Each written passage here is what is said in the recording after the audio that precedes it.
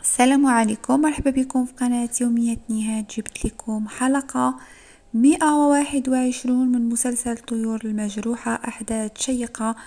مريم غادي تفقد الوعي ديالها في المصعد. نخليكم مع التفاصيل. البداية غتكون مع الشريك ديال كينان وتحسين الجديد. غيكون كيقول لهم ان العمل ديالنا خصو يكون على اكمل وجه باش الغربيين يعجبهم، وكينان قالو حنا غادي نديرو كل ما في الجهد ديالنا. مريم تاهي قالت انا غادي نخدم بجد وبعزيمة قوية، وكانوا فرحانين انهم غادي يبداو العمل ديالهم. وداك الشريك الجديد قال لهم انا دابا عاد فرحان وغادي نبدا مع العمل في الشركة، وانا بثقه في النفس لان مريم كاينه معاكم هنا. داك الساعه كاينه بقى غير كيشوف ميليس هي غادي تشكر داك الراجل على العمل ديالو معاهم الجديد، وغيبقاو هكذا كيتناقشوا. ومن بعد مريم غتبقى غير كتشوف لان داك الراجل طلب منها باش تمشي تشوف الاعمال، يعني في الفساتين اللي كاينين تما في الشركه. من بعد غنشوفو كينان غيقول لها انتي غادي تمشي انتي وكينان غادي ترافقوا بعضياتكم وتمشيو تشوفوا شنو كاين تما في الديبو. من بعد غادي نشوفوا ان مريم وبقات مستغربه هي وكينان. داك الشريك الجديد سلم عليهم بجوج بيهم وخلاهم، قال لهم انا غادي نمشي دابا وانتوما قوموا بالاعمال ديالكم. داك الساعه مريم بقات متوتره ما عرفاش شنو دير، وبقات كتشوف كينان وتا هو نفس الشيء كيشوف فيها نظرات غريبه. مريم بقات كتقول مع راسها كيفاش غادي نقدر نكون دائما مع كينان. بعد غنشوفو وصلوا لبلاصه فين كاين الفساتين ديال الزفاف، وبقى كيشوف كينان في داك الفستان وكيتخايل مريم. ومريم حتى هي فكرت نهار الزواج ديالها بتحسين اللي كانت لابسه داك الفستان ديال الزفاف، وكينان كيفاش كان كيشوف فيها اللحظه اللي كان ما بغاهاش تقبل الزواج بتحسين. اما من ناحيه ديال داك المراه قالت له مرحبا بكم، قالت لها غادي تقيسي الفستان اللي عجبك. جات مريم قالت لها انا ماشي عروسه. كينان قال له لداك المراه انا ماشي عريس، راه هاد الفستان هذا اللي جينا غير نشوفو الثوب ديالو باش نعملو فحالو في الشركه. داك الساعه قالت لهم سمحوا لي بزاف. كينان قال لها هاد المراه هادي راه زوجة واحد السيد شريك معنا في الشركه. داك الساعه غادي تقول لهم يلا تشوفوا شنو كاين. اما تامر غادي بالينا انه كيهضر في الهاتف مع اسيل، قال لها اسمح لي كنت في اجتماع ما شفتش الرسائل ديالك لانك كتبتي لي بزاف ديال الرسائل. قالت له ماشي مشكل انا عندي اشغال كثيره. قال له واش ممكن نتلاقاو ونهضروا انا وياك هاد العشيه؟ قالت له ما يمكنش لانني عندي بزاف ديال الشغل وما كاين حتى شي حد في الدار اللي غنطلب منه الاذن باش نخرج. يعني هما عارفيني في الدار وتكالين عليا انني غادي نوجد الاشغال، ما يمكنش نخليهم ونمشي. جا هو قال لها المهم نتلاقاو في الجردة ديال الحديقة باش نهضروا انا وياك على خاطرنا. فرحت بزاف اسيل، سحب ليها غيقول لها شي حاجه اللي هي زوينه. قالت له صافي واخا. داك ساعه عيط عليا باش نخرج عندك الحديقه. بقاو هكذاك. من بعد غنشوفو كينان هو ومريم في الشركه، وداك المراه كتقول لهم سمحوا لي انا سحب لي نتوما عرسان بجوج بكم، راه فهمتكم بالغلط. مريم قالت لها ماشي مشكل. داك المراه غتجيب لهم الثوب ديال الحرير، غتقول لهم شوفوا هاد الاثواب. جات قالت لها بغيت نشوف الانواع الاخرى اللي كاينه عندكم موجوده.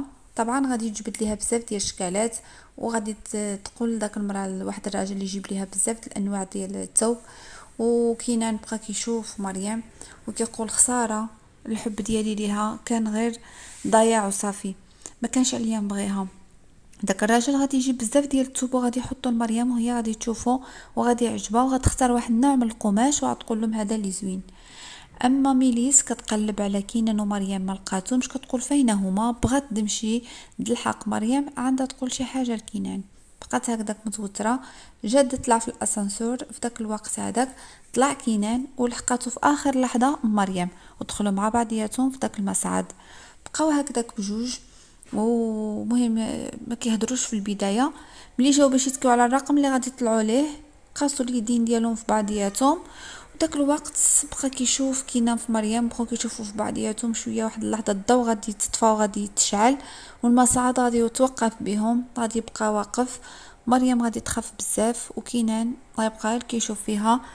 غيقول لها ما تخافيش، ما كايناش شي حاجه اللي هي صعيبه، غير شي حاجة شي عطب بسيط وصافي. لكن مريم غادي تعانق كينان لانها خافت بزاف.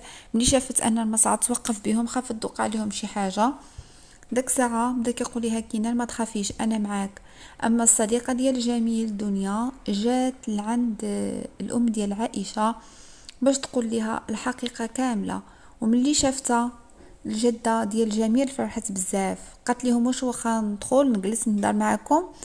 بدرية ولا بديعة رحبوا بها وقالوا ليها دخلي وغادي تدخل تجلس معاهم. من بعد غنشوفوا اسيل كتنتظر سمير يجي لعندها دايره معاه وغادي يجي عندها. غادي يقول لها راه بغيت نقول لك واحد الحاجه. قالت له شنو هي هاد الحاجه؟ صحاب ليها يقول لها شي حاجه زوينه. قال لها راه هذاك الشيء اللي درنا ماشي هو هذاك، راه هذاك الشيء اللي درنا راه غلط وغلط كبير. ومن بعد بقات غير مصدومه اما ميليس كتقلب على كينان ومريم فين هما. قالوا لها انه وقع شي عطب في المصعد او الاسانسور وبقاو تما حاصلين. داك الساعه بقات خايفه بزاف ميليس.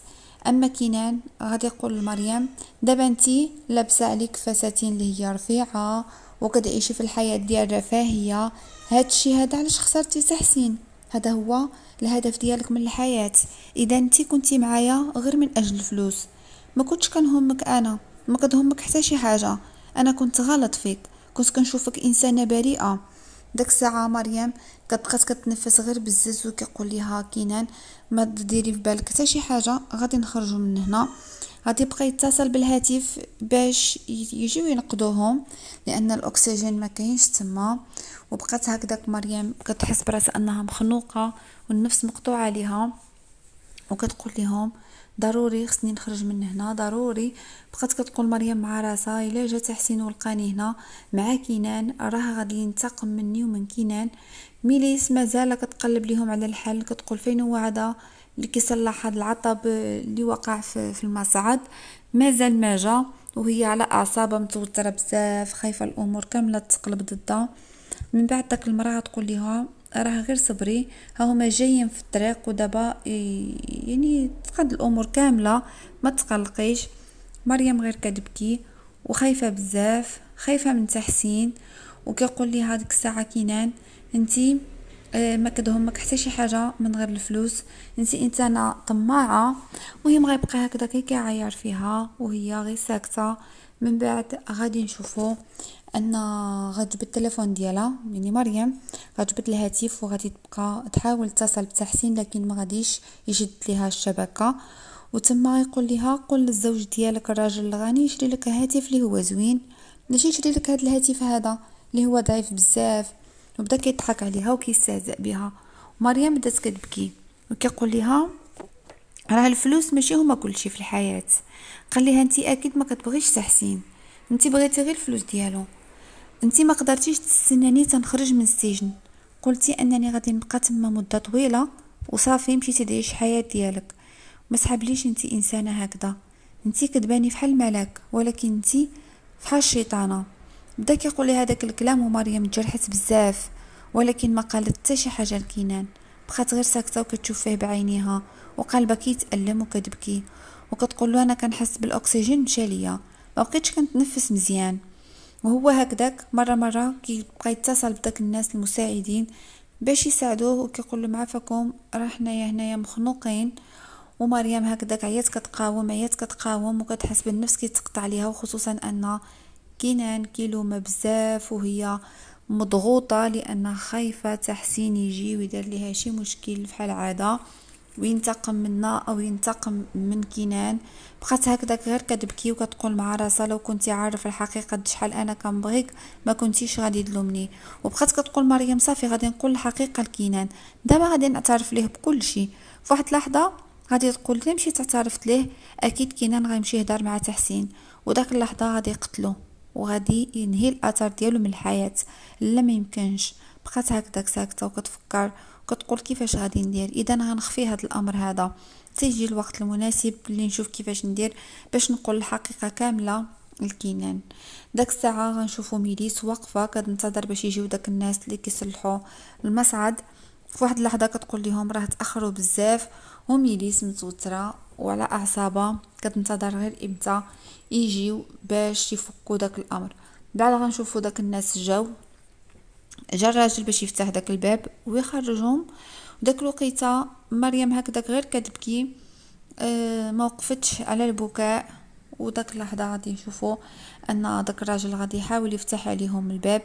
المهم كيخدم باش يفتح داك الباب، ومريم بقات هكذاك مصدومه وكيقول لها كينان انا كنت كنبغيك بزاف، انت ضيعتيني ودمرتيني وخليتيني في اعز وقت اللي كنت محتاج ليك، انت خسرتيني في واحد اللحظه اللي هي بحال رمشه ديال العين. بدا كيقول لي هذاك الكلام وهي قلبها كيتقطع وكتاثر بداك الكلام، وبقات غير ساكته وجمعه في قلب ديالها داك الشيء. وهي ما كتقول لو كان عارفني شحال كنبغيه كينان ما كانش غادي يدير هكذا. بقات كتبكي وفي واحد اللحظه غادي نشوفو كينان زاد كيقصح معاها الهضره بزاف وكيقول لها انتي خليتيني في امس حاجه ليك.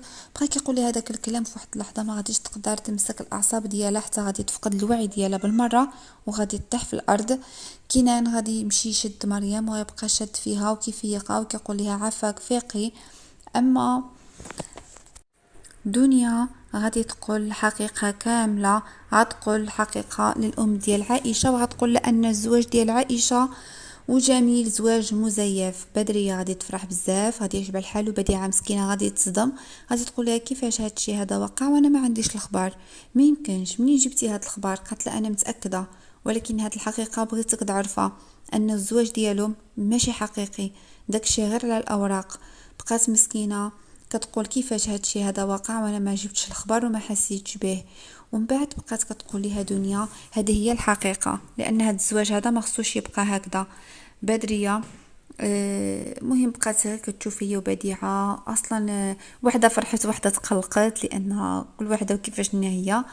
وعجبها الحال بزاف. دنيا قالت داكشي اللي بغيتو هو اللي وصلت ليه، بقات غير كتبتسم وهادشي هذا اللي دارتو ما خصهاش صراحه ديرو لانها غادي تخلق غير المشاكل اكثر واكثر في الاسره ديالو.